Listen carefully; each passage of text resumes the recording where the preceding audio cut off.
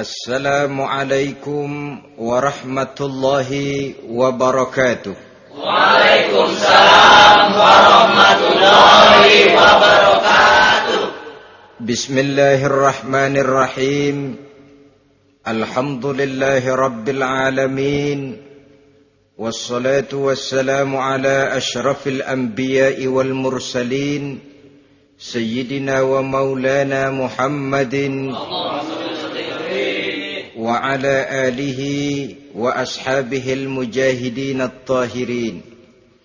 Amma ba'du, subhanaka la ilma lana illa ma 'allamtana innaka antal alimul hakim.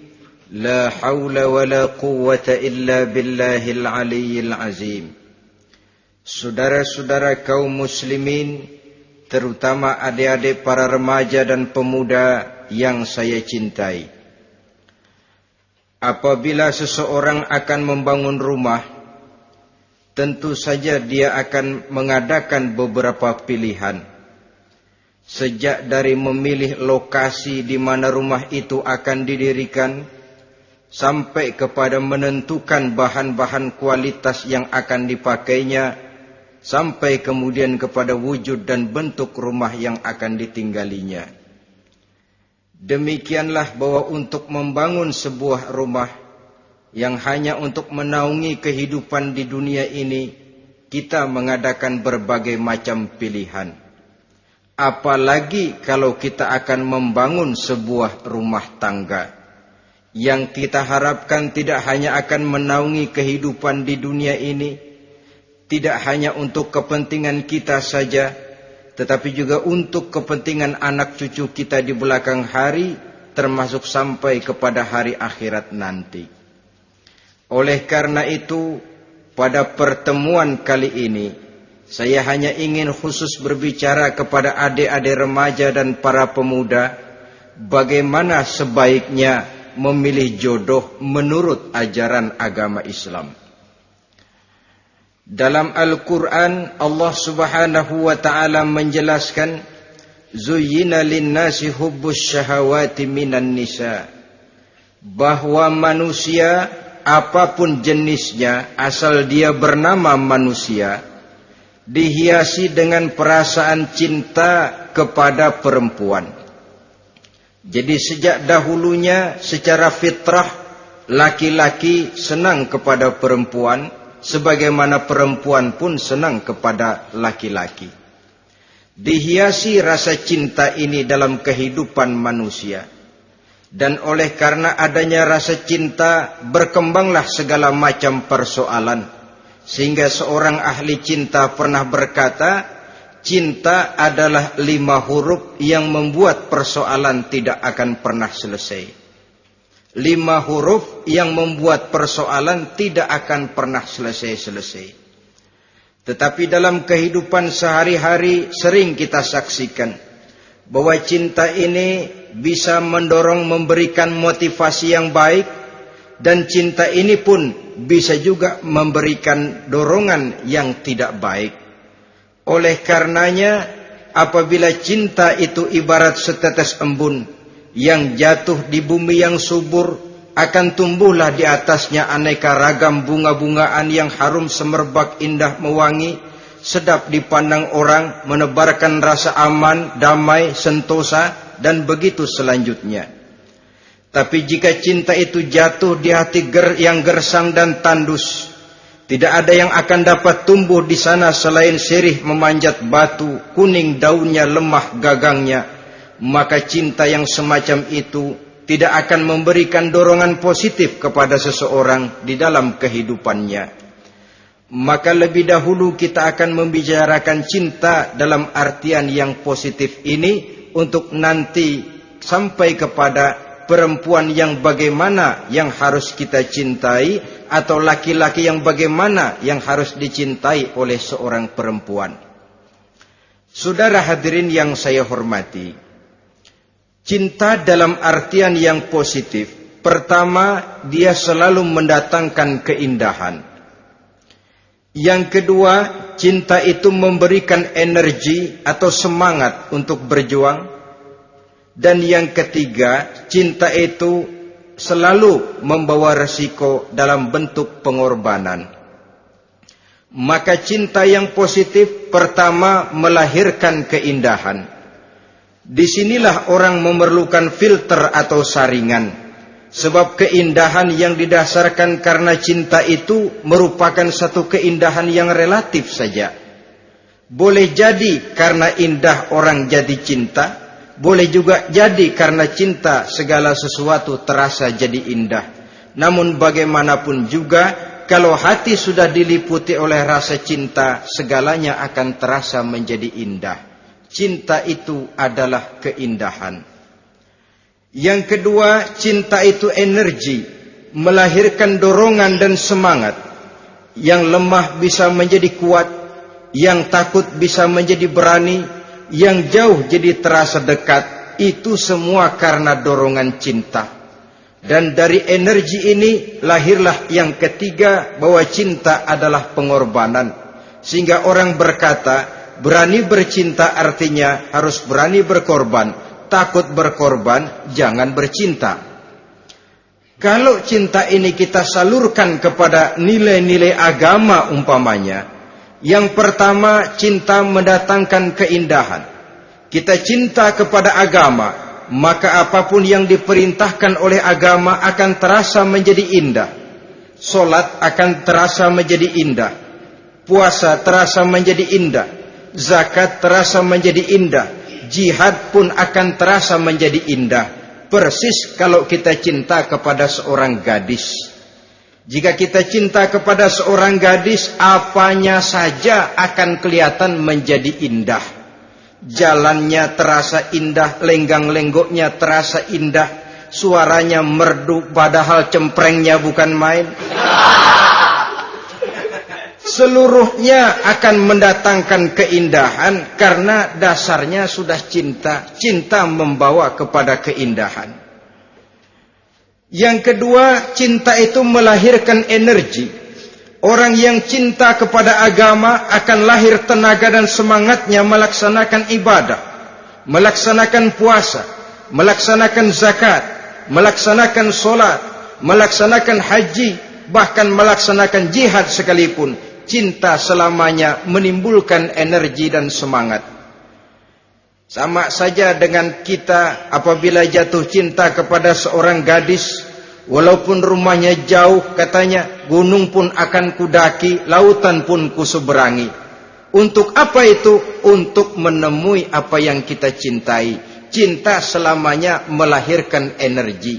Capek tidak terasa, lelah tidak terasa, semuanya tertutup oleh keindahan yang bernama cinta.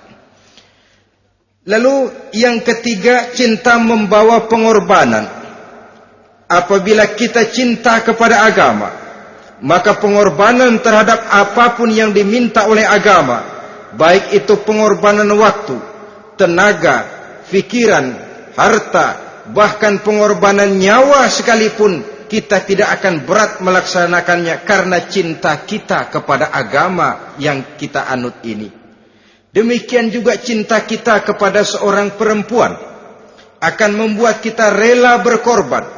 Apapun yang dia minta, jangankan kita tidak mampu, jangankan kita mampu, kita tidak mampu sekalipun, kita masih berusaha untuk mampu guna memenuhi tuntutan si buah hati belahan jantung. Kadang-kadang malam minggu si doi ngajak nonton. Umpamanya duit tidak ada, gajian belum, kerja enggak. Timbullah inisiatif, entah sepatu kita jual ke tukang loa, entah celana mampir dulu ke tempat lain. Yang penting kita berkorban untuk memenuhi permintaan si buah hati belahan jantung. Ketika itu pengorbanan sudah tidak kita rasakan lagi. Bahkan pengorbanan yang paling pedih sekalipun, dalam gurau, dalam bercanda misalnya, dicubit kita oleh kekasih kita, pedih bukan main, terkelupas kulit, mengalir darah, bukan nangis, nyengir. malah kadang-kadang minta tambah dicubit lagi. Itulah romantikanya cinta, sanggup membuat orang berkorban, melahirkan energi dan semangat, menambah keindahan dalam kehidupan, sepanjang dia dalam artian yang positif. Kalau demikian masalahnya, di dunia yang penuh dengan perbenturan nilai sekarang ini, orang sering salah jalan bagaimana memilih jodoh untuk membangun rumah tangga yang bahagia. Jangan lupa bahwa membangun rumah tangga ini bukan hanya untuk 1-2 bulan, bukan hanya untuk 1-2 tahun, bahkan bukan cuma untuk kehidupan dunia, lebih daripada itu pun untuk menunjang kebahagiaan di akhirat. Oleh karenanya, memilih jodoh bukan satu hal yang mudah, bukan satu hal yang bisa dilaksanakan sambil lalu, tetapi memerlukan penelitian, memerlukan pengamatan yang mendalam. Apa petunjuk agama tentang itu?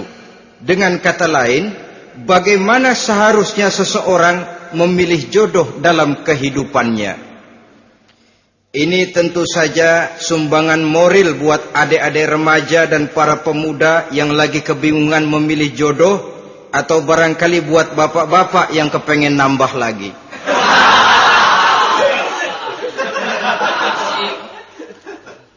Mohon maaf kepada ibu-ibu, saya tidak menganjurkan, cuma ngajarin. Yang pertama, menurut Nabi, nikahilah perempuan itu karena rupanya, karena hartanya, karena keturunannya, dan karena agamanya. Ada 4 motif utama di sini. Pertama, memilih jodoh, lihatlah rupanya. Lagian siapa yang kepengen dapat jodoh rupanya nggak karu-karuan? Cari rupa yang cantik, indah, dan menawan. Namun jangan lupa, saya katakan di zaman di mana sering terjadi benturan nilai seperti sekarang ini, orang sulit untuk mendapatkan keaslian. Di mana teknologi sudah sedemikian canggih, di mana ilmu kedokteran sudah sedemikian maju, maka berbagai macam rupa bisa dibentuk dengan apa yang dinamakan operasi plastik misalnya. Yang pesek bisa dibikin mancung, kuping yang kelebaran bisa dibikin sedang, pipi yang kembung sebelah bisa dibikin rata, janggut yang tidak menarik bisa dibikin bak lebah bergantung katanya. Oleh karena itu, kalau pilihan hanya tertuju kepada rupa yang cantik saja semata-mata, kita sudah melakukan satu kesalahan yang sangat besar. Sebab apa? Diperingatkan oleh Nabi melalui hadis Ibnu Majah, Bazar dan Baihaqi dari Ibnu Umar. Janganlah kamu kawini seorang perempuan karena kecantikannya, sebab kecantikan boleh jadi akan mencelakakan. Jangan juga kamu kawini perempuan karena hartanya, sebab kekayaan biasanya akan mendatangkan kesombongan. Tetapi kawinilah karena agama dan akhlaknya, karena itulah yang akan membawa kepada kebahagiaan. Saudara-saudara kaum muslimin, terutama adik-adik remaja dan para pemuda, dikala usia puber, apalagi mata baru terbuka, awal balik namanya, remaja sering kehilangan filter. Pokoknya asal ngelihat rupa yang sudah lemot, denok, geboy, pikiran pun hanyut, malam terkenang, siang terbayang, tidur tak nyenyak, makan tak enak katanya, selalu terbayang wajah si doi. Dikala itu orang kehilangan pertimbangan bahwa rupa yang cantik kadang-kadang sering menipu. Diriwayatkan oleh Imam Ibnu Abbas, satu hari ketika sedang kumpul dengan para sahabat, lewatlah orang dengan potongan potongan orang kaya. Kelihatan kan, orang kaya sama orang miskin jalannya aja lain kan. Jalannya saja, jangan gaya hidupnya, jalannya saja lain. Liwat dia. Rasul bertanya kepada seorang sahabat, menurut pendapatmu bagaimana orang yang lewat itu? Kata sahabat, oh, yang lewat ini ya Rasul, kalau dia meminang perempuan pasti diterima. Kalau dia menolong orang pasti berhasil. Kalau dia ngomong pasti didengerin. Kenapa? Orang kaya. Orang kaya ya Rasul. Kalau dia minang, perempuan mana yang kagak bisa menerima kalau dipinang oleh orang kaya? Biar mukanya udah belipet kayak dompet tanggung bulan. Kalau memang duitnya banyak, nggak kelihatan tuh muka yang belipet. Yang kelihatan duit. Kalau dia nolong orang, pasti berhasil apa yang dia tolong itu. Kalau dia ngomong, pasti didengerin orang. Walaupun omongannya biasa-biasa saja. Kenapa? Orang lihat penampilannya. Sudah, ketika orang itu lewat, beberapa lama kemudian lewat lagi seseorang yang kelihatannya miskin. Rasul tanya lagi, kalau orang ini, bagaimana pendapat kamu? Wah, potongan begini sih Rasul. Kalau dia minang, orang tolak. Siapa yang mau kawin sama kere begini? Kalau dia nolong orang, pasti nggak berhasil. Kalau dia ngomong, kagak bakalan ada yang mau dengerin. Siapa yang mau dengerin orang susah ngomong? Setelah orang itu lewat, apa kata Rasul? Orang yang terakhir, yang lewat ini, yang barusan lewat, jauh lebih baik dari yang pertama yang lewat tadi. Jauh lebih baik. Maksud dari ucapan ini, Rasul sebenarnya mendidik para sahabat jangan tertipu oleh penampilan. Sebab penampilan tidak selamanya mencerminkan keaslian. Apalagi di zaman sekarang, salon di mana-mana bejibun. Alis mata bisa dibikin, pipi bisa dicat. Yang pinggir kuning, yang tengah merah, di sebelah merah ada yang kehitam-hitaman, persis orang kepentok tiang listrik.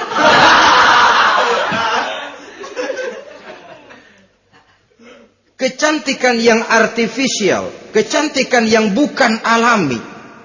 Karena itu silakan saja cari yang cantik, tapi jangan terpaku sampai di situ. Sebab kecantikan di samping dia mudah berubah oleh pergeseran masa dan pertukaran waktu, ternyata penampilan tidak selamanya mencerminkan keaslian. Lain hari seorang sahabat pernah mengadu, ya Rasul, ada apa? Inna imraati la turaddu yadul lamis. Ya Rasul, istri saya tidak pernah menolak tangan orang laki yang menjamahnya, mengajak salaman kepadanya. Apa jawab Rasul? Ceraiin aja. Tapi hati saya berat ya Rasul, saya cinta betul sama dia. Ya kalau hatimu berat, jaga dia baik-baik. Nah, dari riwayat ringkas ini kita ambil satu perbandingan. Memang punya istri berwajah cantik itu kadang-kadang si malakama kalau imannya tidak kuat. Si malakama. Kita diemin aja, binal, makan hati, nggak aman, nggak tentram. Jangan-jangan saya berangkat ke kantor, dia ngompreng. Buah si malakama, seperti orang tadi, ya Rasul. Istri saya kelihatannya sebenarnya tidak negatif maksudnya ini, cuma bersalaman, tapi terlalu ngobrol. La turaddu yadul lamis, tidak pernah menolak orang yang ngajak salaman. Ya sekedar salaman. Tapi kan awalnya dari salaman. Kalau sudah salaman kan strum bisa ngederdet dari tangan situ. Kata Rasul sederhana saja. Ya kalau memang begitu ceraiin. Saya nggak kuat Rasul. Saya cinta betul sama dia. Kalau kau tak kuat berpisah dengan dia, jagalah dia baik-baik. Ajar, didik, tanamkan rasa keagamaan di dalam hatinya. Saudara-saudara kaum muslimin, jadi rupa yang cantik tanpa didasari oleh nilai-nilai agama akan membuat seorang suami di rumah tangganya seperti si malakama. Seperti berhadapan dengan buah si malakama kalau tidak diiringi dengan nilai-nilai moral yang luhur dan bekal agama yang tangguh. akan pergi jauh dari rumah rasanya tidak aman. Sedangkan di rumah saja siapa yang akan mencari nafkah? Dan begitu selanjutnya. Orang tadi jelas berhadapan dengan buah simalakama. Didiamkan, makan hati. Sebab, maaf, kalau seorang suami sudah tidak punya rasa cemburu terhadap istrinya, itu kan yang disebut dayus. Dan dayus itu, jangankan masuk surga, bau surga saja dia tidak dapat. Tapi cemburu dalam artian bukan cemburu buta, cemburu dalam artian yang wajar. Dia cemburu, akan dikerasi takut kalau istrinya minta cerai, sedangkan dia cintanya sudah kadung medok bener. Si malakama jadinya. Nah, ini juga satu riwayat yang memberikan gambaran kepada kita. Pilihan, silakan cari rupa yang cantik saja. Cari yang cantik. Tapi kalau itu dijadikan motif utama tanpa dasar-dasar agama, saya khawatir nanti rumah tangga kita akan berhadapan dengan buah simalakama. Jadi adik-adik remaja, usaha, ikhtiar, cari yang cantik, yang kira-kira nggak membosenin, supaya kita betah tinggal di rumah, supaya kita merasa ada tempat berbagi rasa, ada tempat kita bernaung. Sebab kalau nyari bini sebini-bininya mah, ya jodoh di tangan Tuhan, kagak usah nyari juga ntar datang diri umpamanya. Iya, kalau yang datang peot. Orang harus berusaha walaupun pada akhirnya jodoh toh memang ditentukan Allah. Kan 3 hal yang kita tidak bisa menentukan itu katanya. Maut, rezeki, jodoh. Itu yang masuk mysterious problem. Problem yang misterius. Maut, misterius. Kapan kita mati, kita sendiri tidak tahu. Tahun depan, 50 tahun lagi, 100 tahun lagi, tidak pernah seorang pun diberitahu. Tapi yang pasti dia bakal datang. Kapan dan di mananya, kita tidak tahu. Bisa di rumah, bisa di masjid, ya alhamdulillah. Bisa di majelis taklim, syukur. Bisa di medan perang membela agama, bagus. Pasti dia akan datang. Maut, mysterious problem. Sesuatu yang kita tidak tahu kapan datangnya. Rezeki, gitu juga. Sehingga orang sering bilang, rezeki katanya kayak bayangan. Kita uber-uber, dia lari. Kita diam, dia mah diam. Setengah mati kita uber-uber. Emang ukuran segitu, segitu aja. Begitu kita nggak ngapa-ngapain, datang yang bawain rezeki. Namanya rezeki itu mysterious problem. Kadang-kadang ngobek, sungsang, sumbul, udah segala tanah orang kita ukur-ukurin. Udah segala ngomong sudah nggak ada yang loh, tuh sudah buta. Tapi memang bayangan, kalau belum rezeki ya belum. Kadang-kadang nyari kode sampai tidur di kuburan. Belepotan tanah kuburan loh. Yang aneh lagi kadang-kadang orang gila ditanyain. Allahu Akbar, ini kode-kode zaman sekarang ini. Sampai orang waras nanyain orang gila itu gimana itu. Ini sudah efek yang betul-betul negatif. Sudah jelas orang gila kok ditanya. Apa kira-kira yang nanya nggak lebih gila dari yang gila itu?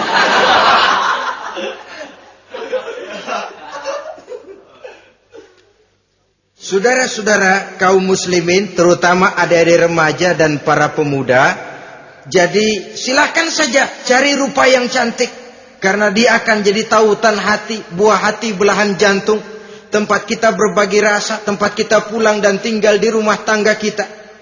Tapi hendaknya kecantikan rupa itu diiringi juga dengan kecantikan budi. Karena itu cari rupa yang cantik. Ini pilihan utama. Yang kedua, kata Nabi, harta, cari yang kaya. Tetapi jangan lupa, jangan dijadikan pilihan utama. Karena kekayaan sering mendatangkan kesombongan.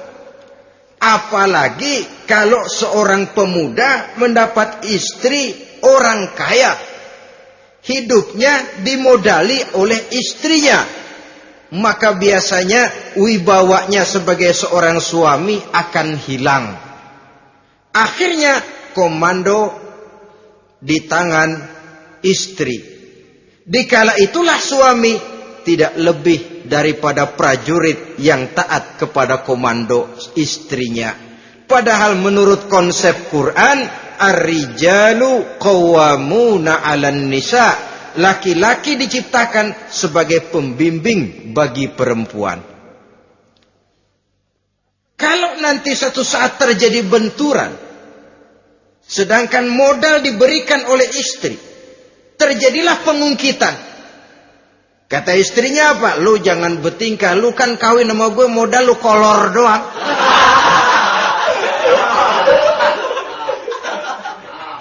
Kalau sekarang bertingkah silakan keluar rumah.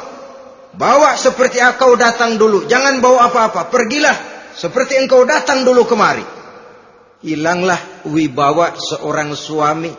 Suami kalau udah digentak sama istri begitu, kelempuruk kayak ayam sampar. Di mana lagi letak wibawanya? Harta sering mendatangkan kesombongan. Oleh karena itu, walaupun diperintahkan cari yang keturunan orang kaya, tapi maksudnya jangan dompleng. Sebab kepribadian seorang suami akan ditentukan oleh sifatnya sendiri. Keberadaannya ditentukan oleh karya dan perbuatannya sendiri. Itulah yang akan menampilkan kepribadian dia dalam kehidupan di masyarakat ini. Saudara-saudara kaum muslimin, terutama adik-adik remaja dan para pemuda, kan kadang-kadang di zaman sekarang kan kelas-kelas gigolo, playboy ya, nyari tante-tante kesepian, mejeng-mejeng di pinggir-pinggir jalan dengan harapan apa? Ya barter lah, tukar tambah, nah, supaya dapat rokok, dibelikan pakaian, motor dan sebagainya. Tapi yang jelas hilang harga diri sebagai laki-laki, dan itu yang paling mahal. Kalau seorang laki-laki sudah kehilangan harga diri, apalagi yang bisa dibanggakan dalam kehidupan ini? Apa artinya naik mobil kalau kepala tertunduk ke bawah? Apa artinya jalan di tengah masyarakat kalau kita tidak bisa menengadah dengan satu kebanggaan? Hilangnya harga diri merupakan kehancuran awal dari sebuah pribadi yang untuk jangka panjang kita tidak akan bisa lagi berbuat banyak. Tanpa harta orang memang sulit untuk bahagia, tapi harta semata-mata bukan merupakan jaminan bahwa orang lantas akan bahagia. Saya barangkali harus berkata, banyak orang miskin yang kaya, tapi tidak sedikit orang kaya yang miskin. Saya ulangi ini, banyak orang miskin yang kaya, tetapi tidak sedikit orang kaya yang miskin. Nah, bagaimana pengertiannya? Orang miskin yang kaya, materinya sederhana, peralatan rumah tangganya sederhana, tapi hatinya kaya. Oleh karena hatinya kaya, jiwanya lapang. Sebaliknya, orang kaya yang miskin, di tengah kelimpahan materi yang berlimpah, segalanya serba ada, hatinya yang miskin. Kelimpahan materi tidak akan sanggup mengobati kemiskinan hatinya. Sehingga di tengah kehidupan yang serba ada, dia masih merasa kurang, maka dia tidak pernah cukup. Di tengah kemilauan dan gemerlapan serta glamornya rumah mewah, dia merasa hidup di tengah gurun pasir yang gersang dan tandus. Karena itu, biarlah miskin harta tapi kaya budi, daripada kaya harta tapi miskin budi. Lebih utama lagi, kaya harta, kaya budi. Itu idealnya. Dasar pilihan ketiga sesudah rupa dan harta menurut Nabi, keluarga. Faktor keturunan sangat menentukan. Pepatah mengatakan buah apel akan jatuh tidak terlalu jauh dari pohonnya. Biasanya kalau bapak kalong anak kampret. Bapak nyolong, anak nyopet. Itu fotokopi. Saudara-saudara, sungguh pun demikian, faktor keluarga